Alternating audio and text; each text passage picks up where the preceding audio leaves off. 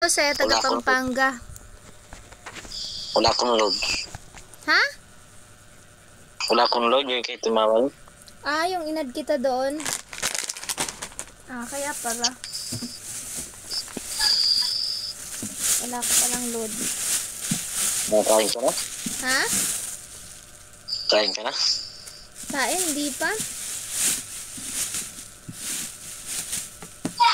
Kararating ko nga lang. Nagluluto pa kami, bumili ako ng gulay. Pinakbet.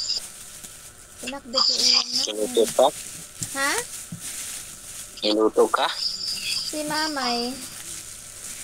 Kala ko ikaw. Hindi, ako lang yung pumunta ng palengke. Magkakape ako maya. Sakit ang ulo ko.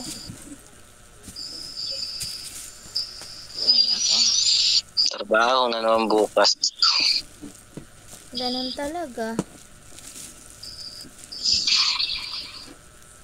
Parang may nabuhay.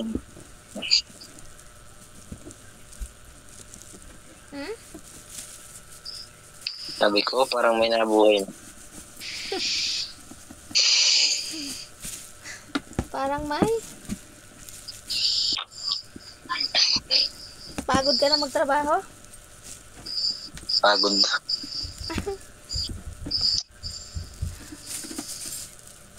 Nililinis ko yung dito ko ilalagay yung chichirya. Kaya nililinis ko. Dahil pagkain mo. Ha? Bilbil Dahil mo ko. pagkain. Dahil mo pagkain yan. Di naman. Pagka kunyari, parang hindi ako antukin, nagre-reply ng mga comments. Eto. Pag nagre-reply ng mga comment sa post. Ito yun. Kain ka nito. Ha? Ha? Nagano? Mura lang to. Mura lang. Nagano si mama? Si Mamay. Nagluluto nga.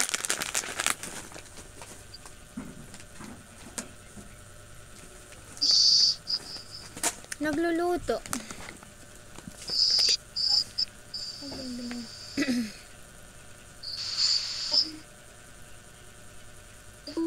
Malapit pa dyan pang malipat sa Pampanga. Tama nga si Tit. Ha?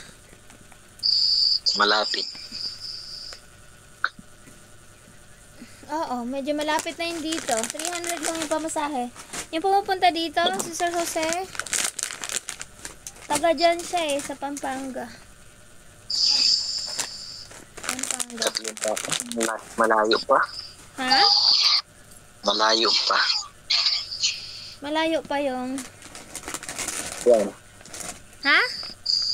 Malayo-layo pa. Malayo-layo pa yung... Diyan sa atin. Malapit-lapit na din. Bugi. Bugi man. Sakto lang talaga dito, oh. Sakto lang dito sa... Sakto lang dito. Tadaan! Eksakto lang. Kasya lang lahat. Nilagay ko sa plastic para hindi maalikabukan. May sobra.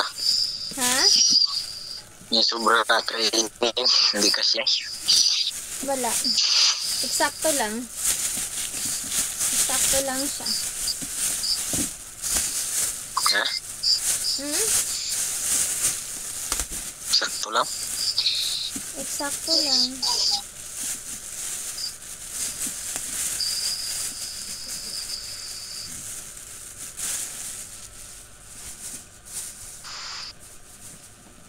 Diyan ko na lang ilalagay. Ayan. Ayan ako. Napagod ka, no?